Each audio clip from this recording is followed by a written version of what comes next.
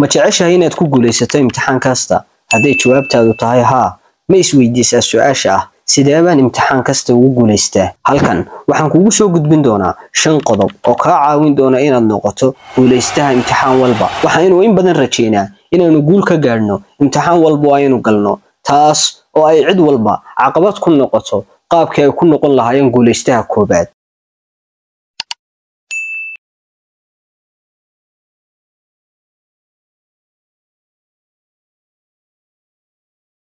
السلام عليكم ورحمة الله وبركاته هذا شن قضبان مقالكم كقوله وداق الدوناي وحي كاردق الدونان قوليستها امتحان والبواد كشو قضب ككوبان كريادة ستادي بلان وحضا بورتا قرشة وحبرشو كاس oo wax badan ka caawin doona ka hor intaanad imtixaanka galin waxaad habaysataa waqtigaaga adigoo muhiimadda siinaya mowduucyada muhiimka ee aad isleedahay imtixaanku way ku imaan karaan waxaad mowduuc kasta kala soo dhex baxdaa pointiyada aad isla markaas u saadaalinayso inay imtixaanka ku jiraan tusaale ahaan mowduuc kasta waxa uu leeyahay definition ama qeexid وانا بوينت مهم marka loo eego casharka intiisa kale qodobka labaad understand the exam format ugu horeyntii markaad hesho imtixaankaaga waxaad isku daydaa 10 minute ee ugu horeeya inaad fahanto qaabka imtixaanku ka kooban yahay tusaale ahaan laga yaabaa imtixaan walba waxa uu ka kooban yahay qayb gooba geliya isku beeg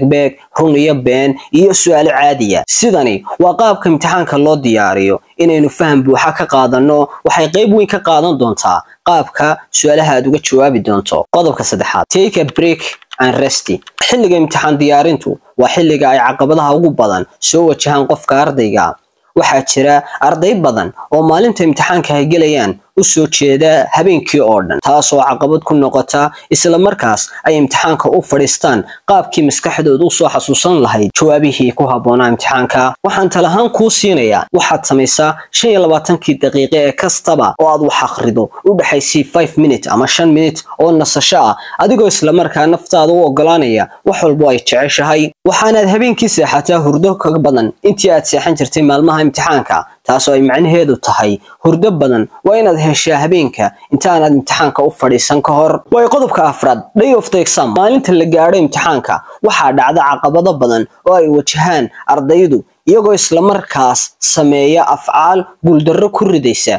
afcaashani waxay tahay inuu ardayga isku dayo inuu wax akhriyo isla markaas uu imtixaanka galayo waxaan halkan kugu siin doonaa 3 talo oo aad sameynayso maalinta imtixaanka xilli hore kaalay goobta imtixaanka aad ku galayso taas oo qayb ka qaadanaysa inay maskaxdaadu hesho nasiino badan talada labaad su'aalaha iyo waxa laga rabo si wacan u akhri markaad hesho warqadaada imtixaanka waxa dhacda inay arday badani ilowdo su'aalo aad u fudud isla markaana xasuustaan markay warqada dhiibaan taas oo caqabad ku noqota hadhow inay noqdaan guulaystaha imtixaanka way talada saddexaad waqtigaaga maare ilaalinta waqtigu waxay qayb weyn ka qaadan doontaa inaad noqoto guulaystaha imtixaan walba aad gasho way qodobka shanaad stay calm and focus noqo qof degan oo wax badan u fiirsada haddii aad dareento walwal iyo baqdin isla markaana aad imtixaanka ku jirto deep breath neefsi fiican u qaado adigoo ku dadaalaya inaad istajiso una fiirsato su'aal walba oo aad isla markaas ka jawaabayso aad badmaadsantiin haddii aad wax badan muuqaalan ka fahanteen